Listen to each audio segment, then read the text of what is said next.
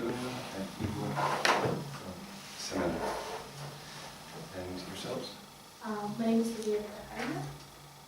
My name is Artur Milikovich. My name is Biroza. My name is Anastasia Carson, and we represent high school economics, and we are part of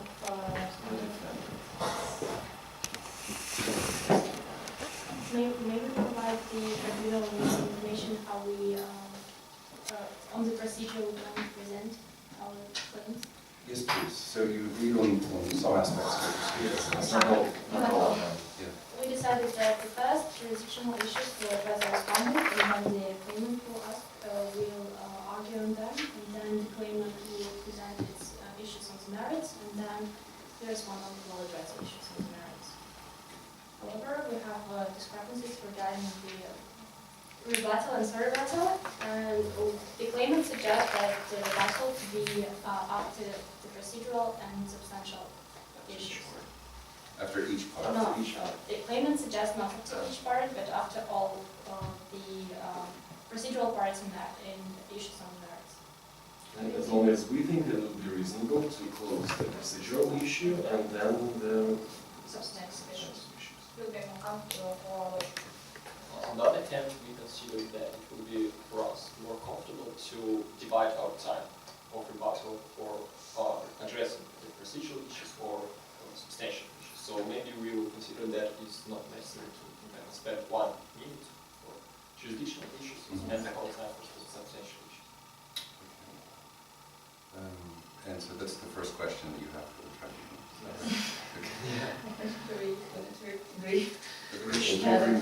It's not such a bad disagreement, so I think we can probably find a solution.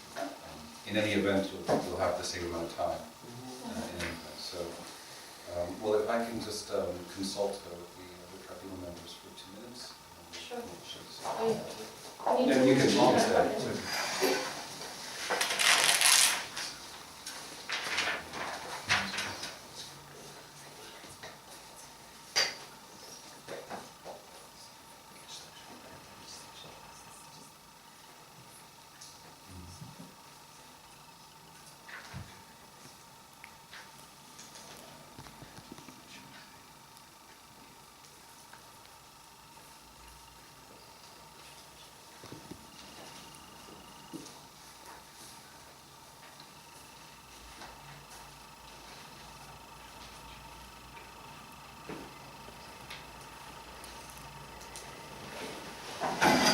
So the tribunal has considered and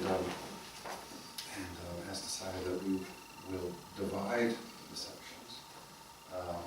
However, in recognition of your concerns, you may want to spend more time on one issue and maybe less on the other. You don't actually need to spend time on rebuttal, obviously. You don't have anything to say on one or a jurisdictional merit. However, if you chose not to spend that time, then we would then be happy to shift that time so you could have more time on the other section that you'd like to spend more time. So divided, but you've got the time to share as you would like. Does that sound? Yes, it is. Very good. So, I would like to present the corresponding part, and I would like to divide my speech into 3 parts. First of all, the first part and the first argument that we want to argue here is that the panel of arbitrators should suspend the proceedings due to the fact that there is a parallel proceedings in international and ICC. So, the second argument and the second part of my speech will refer to the fact that the arbitration clause that is incorporated in the shipbuilding contract is not incorporated in the letter of credit. And the last argument and the last part of my speech is the fact that by admitting the ICC rules in current proceeding, by the fact of this admittance, we don't admit the jurisdiction of the ICC on this case, and then I will clarify my position. We need to notice to the panel of arbitrators that in this arbitration, the claimant purported to conceal the fact that the buyer has already initiated the ICC arbitration against the claimant. If you can refer to the case materials, page 43.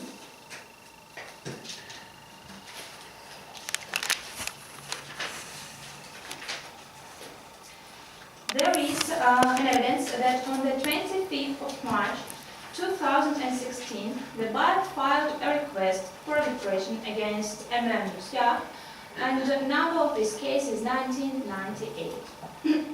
In this case, the buyer makes the following claims: that the act of acceptance shall be declared as valid. Also, ВШЭ shall pay the buyer the damages in the amount of $18 million.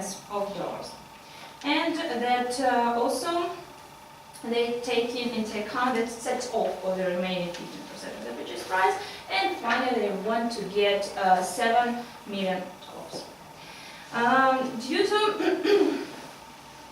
the best principle of international trade law, we need to notice that there are two principles in international trade law, and that are admitted by many participants of arbitration. These two principles are named as lis panis and res judicata. These two principles are regulated by the recommendations of the International Law Commission. It is stipulated in the Article 6. And we need to notice that these two principles also is relevant for our case. First of all, I want to go to lis panis and to say that there are three requirements to fulfill this principle. First requirement, it's necessary to fulfill the requirement that the other case, for example in our case is 1998, has the same parties, so it's referred to the same parties. The next requirement is that there is the same subject, and also that the parties claimed in the same capacity. Due to these three requirements, the arbitration has a right to suspend the current proceedings until the award in the other parallel proceeding will be awarded. But we need to pay attention to the fact that there is a possibility that also stipulated in the recommendation of International Law Commission that the arbitral tribunal has the right to suspend the current proceedings even if there are different parties and even if there is a different subject, but if there are three conditions are met. I will name these three conditions. It's related in the Article 6. First of all, the arbitral tribunal in the current arbitration is not precluded from doing so under the applicable law. So we understand that under ICC rules it is not precluded, and arbitration, the panel of arbitrators are not precluded, is not precluded from it. The second requirement is that they certify that the outcome of the pending proceedings or the settlement process is material for the outcome of our current proceedings. We need to refer to our case. We understand that if, for example, in the other proceedings, number 1998, there will be an outcome in favor of buyer, and we understand, for example, that the fact that the act of acceptance will be admitted as invalid, we understand that our proceedings will be unbased, because one of the most important arguments in our proceeding is that the act of acceptance is invalid, and we argue it will be presented in the substantive part. So we understand that if, for example, now we don't suspend the current proceedings, it is possible that the outcome of current proceedings is contrary of the outcome of the parallel proceeding. And we understand that it is not sufficient for the purpose of the ICC rules, that the purpose of it to preclude the multiplicity of the decisions and the contradiction between decisions. It's very important for us, and so we understand that if all the requirements that I'm already named are met in our case, we respectively ask the panel of arbitrations to suspend the current proceeding. It's our first argument, our first request. Then I will... Sorry. Yes? Could you please just explain a little bit, so you say there's a chance of contradictory, could you give an example of what the outcomes might be, in which case which would be contradictory? Okay. For example, if the other case, number 1998, will be in the favor of buyer, so in the favor of manifesto LTD, and the fact that, for example, now our proceedings will be in the favor of the claimant. For example, we understand that we don't know, of course we don't know now how it will be finished and what it will be rendered. And we understand that the subject of our proceeding has a very big connection with the subject of the other proceedings. And we understand that the impact of the other proceeding, the first one, 1998, will have a major importance for us. And You say they would be contradictory, but can you just give an example of what would be contradictory? for example, if in the first proceeding, it will be decided that the Madame Lucia need to pay the damages, for example, to the buyer. And in our proceedings, for example, it will be decided. It will be decided that the respondent should not. The respondent should. The buyer should. Well, we would not need to pay it to the claimant in the current proceeding. So if the result was in this proceedings that the tribunal were to decide that no payment would have to be made to the Yes. buyer, Yes. and in the other proceeding, And vice versa. They decided their they would decide that, yes. okay, I'm sorry because I'm a little bit mixed with parties. it's confusing. Okay. Can I ask one more question? Is it really an invalidity of the act of acceptance that we are considering in these proceedings? So, what is your position here, just to understand? It will be Yes. elaborated in a substantive part I can go to substantive part, but it will be not very comfortable for us and for you, I think, also. Okay. Now, I'm going to go to the second argument. The second argument is that the arbitration clause is not incorporated in the letter of credit. I want to pay attention to the Article 4 of the UCP 600, where we can see the proof to the evidence of the independence, the letter of credit from the shipbuilding company. So here it is stipulated that the nature of the letter of credit is a separate transaction. Due to this fact, we need to state that the arbitration clause that was in Article 10.2 in the shipbuilding contract has not extended to the respondent. It is important for us because we need to stress the moment that the respondent is not a party to the shipbuilding contract. We all understand it. And it is important to notice that the parties that are parties to the shipbuilding contract is just a buyer and seller. And we can't, due to the case materials, we can't grant an extension interpretation to the word parties. So we can't just make, for example, the respondent like a part of the shipbuilding contract. Also, due to this fact, we understand that if the arbitration clause is not included in the letter of credit, and we are the party to the letter of credit, we understand that the panel of arbitration has not the jurisdiction to settlement this dispute. Also, I want to go to, of course, we are aware of the possibility to include the arbitration clause, not just by the arbitration clause in agreement, not just by the separate agreement. There is a possibility in the best practice of international trade law to include the arbitration clause by the reference. For example, by the reference to some legal document. But we understand and we argue that this is not, this wasn't done in our case, because there was not the reference in the Article 10 of the letter of credit to the shipbuilding contract and to the arbitration clause, like the reference that may be interpreted like arbitration clause, like incorporation of arbitration clause. There are two requirements to consider some, like, I don't know, maybe some reference like this as incorporation. There are two requirements. First requirement, if it is clear, if you can understand it clear from this article. I think if we pay attention to the Article 10 of the letter of credit, we see that there is no word incorporation, or for example, that there is some arbitration clause in this letter. So it is not clear for us.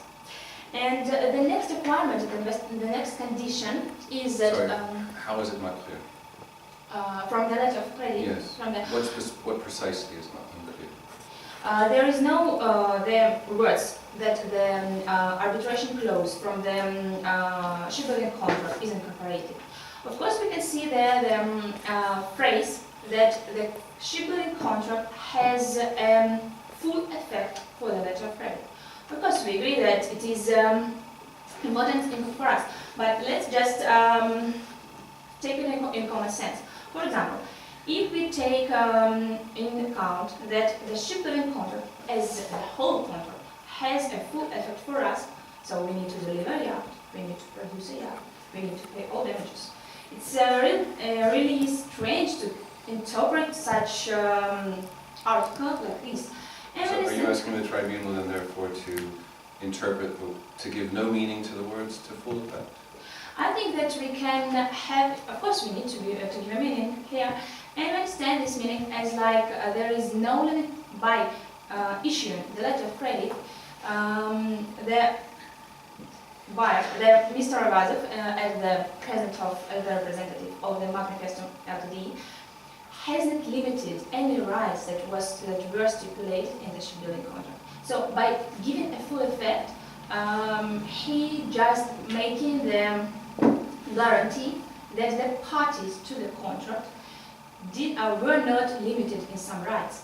But it does not connect with the respondent. It does not make the obligation for respondent, because the respondent is not a party to the shipbuilding contract. Of course, we need to also make some reference to the fact that claimant states that there is like a consent or an implied consent by the factual circumstances. But we didn't make some agreement with the claimant. We didn't make some additional separate arbitration agreement with the respondent. And we didn't put the implied consent in the letter of credit. So there is no evidence, and it was not stipulated and was not proved by the claimant that there was neither implied nor direct consent. Sorry, please. Can I ask one more question? So if there is no arbitration clause in the letter of credit, where is this dispute? Which court has the jurisdiction to review this dispute? Okay. For example, we understand that there is no obligation for every agreement to have an arbitration clause. There is a right of the parties to go to state court. So, for example, we can go to the state court, or we can go to the arbitration. It's maybe decided by the parties.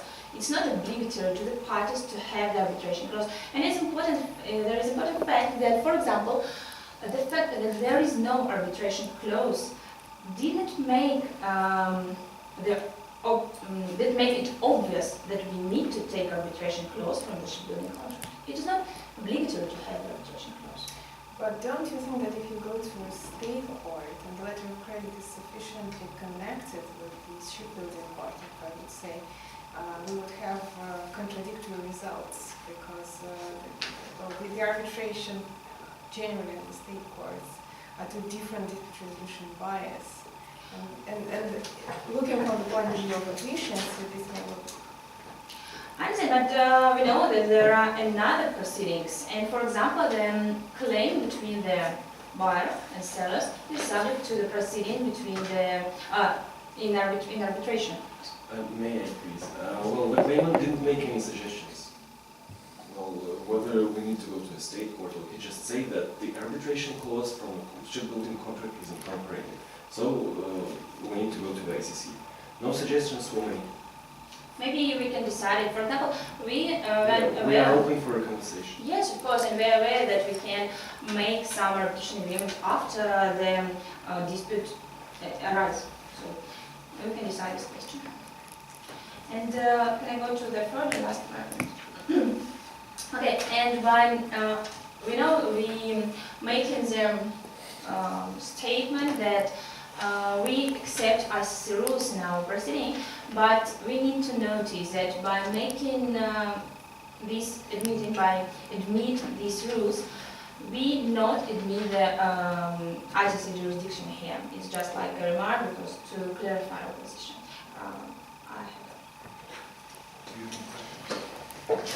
I just have one question.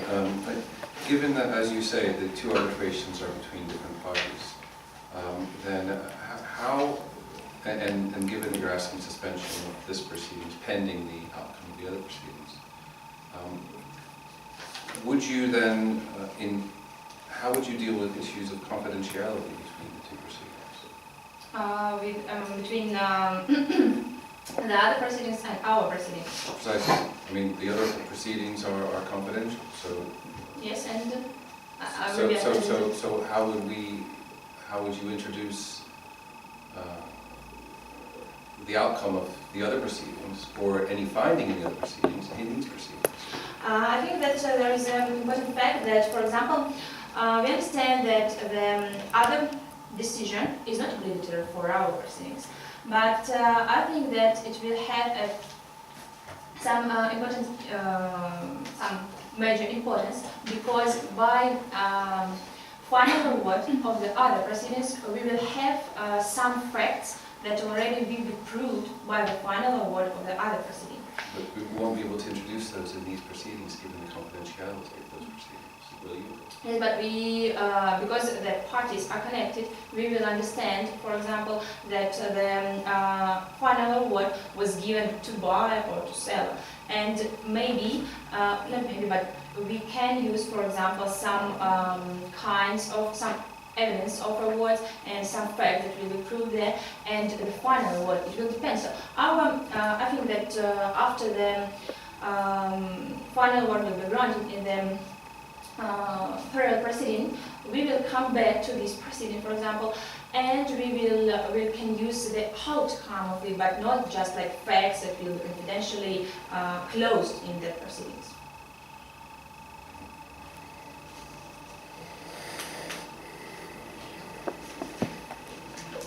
Thank you. Now, Clement would like to respond to respondent's position. And we first start with the suspension of current proceedings and then move to the arbitration clause and its extension to the letter of credit. And with regard to the suspension of current proceedings, distinguished opponent suggested that according to independence and res judicata, even though the parties and the subject of the disputes are not the same in those proceedings, regardless of it, if three requirements are satisfied, then it may lead to contradictory awards. One is applicable law, and the outcomes is material for another case, and the third requirement was not followed by the other party. So we would address on these two requirements. The respondent suggested that the applicable law does allow this tribunal to suspend the proceeding because nothing is stipulated in the ICC rules. We do agree with the fact that nothing is stipulated in ICC rules. However, we would like to turn this court's attention to Article 41 of the ICC rules, where it is expressly stated, in all matters not expressly provided for in the rules, the court and the arbitral tribunal shall act in the spirit of the rules and shall make every effort to make sure that the award is enforceable at law. This Article 41 was interpreted by the tribunal in ICC case number 12510, where the tribunal suspended the proceedings pending the award in other tribunal in order to avoid contradictory awards. However, we would like to turn this court's attention to the facts of the case. In both proceedings, the parties were the same. In both proceedings concerned the same financial transactions, and in both proceedings, facts were similar. And we state that the parties are not the same, evidently. However, even though the parties are not the same, it may be the risk of a contradictory award, but not when the subject of the dispute is different. And in our case, the subject of the disputes in both our tribunal and in ICC case number 1988 are different. This tribunal shall determine whether the bank complied with UCP principle or with UCP 600 and checked strict documentary compliance of the Acceptance Act. And tribunal in case number 1988 shall shall check the legal force, falsification, and genuineness of the Acceptance Act. It's a completely different subject with regard to the Acceptance Act. And second, that it is also not about the same financial transaction of $11 million, because in our case, the transaction of $11 million is connected with whether the bank complied with its obligations under UCP 600, and in Tribunal number 1988, the financial transaction is connected whether the seller complied with its obligation on the quality of the yacht. And related transaction of $11 million by the buyer under the shipbuilding contract. Regarding that, the parties are not the same and the subject of both dispute is not the same. We submit that the continuation of these proceedings will not lead to contradictory award. If the tribunal has no further questions with regard. But you would agree that if in the other proceedings the act of acceptance is considered invalid, this may have an impact on these proceedings?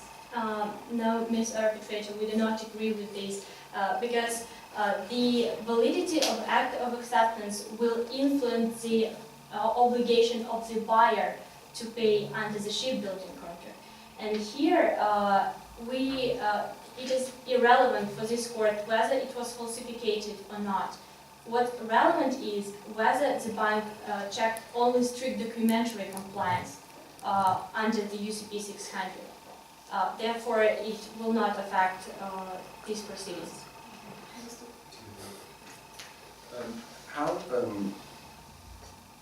Can you address the tribunal issue of costs? So, if in the other proceedings it's held that no payment is due to the yard, and these proceedings are not suspended, then costs have been wasted in these proceedings if there was no need for them to proceed? The position of the claimant is that the bank has an obligation to pay the seller $11 million anyway, regardless whether the act of acceptance will be regarded as falsificated, because strict documentary compliance of the Acceptance Act was followed by the seller. And we of course understand the position of the bank that if eventually it will be told that the act of acceptance was falsificated.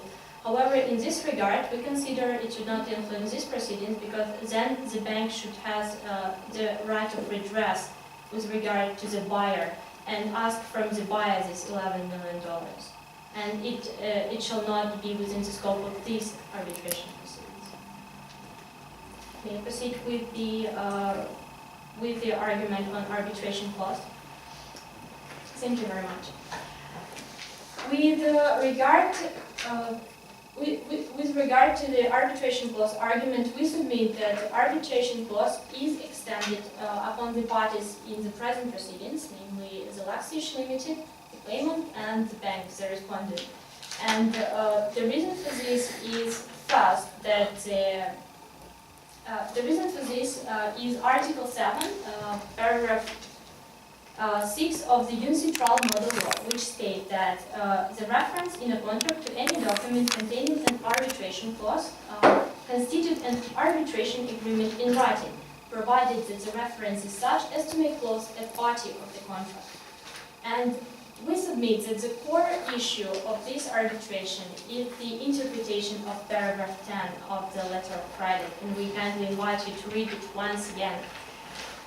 Paragraph 10 of the letter of credit stipulates that this letter of credit is issued without prejudice to the shipbuilding contract, which shall have a full effect with regard to the terms of the letter of credit. And we submit that under incorporating the reference to the shipbuilding contract, it was an intent of the bank to be bound by the provisions of the shipbuilding contract, and namely also the provision of the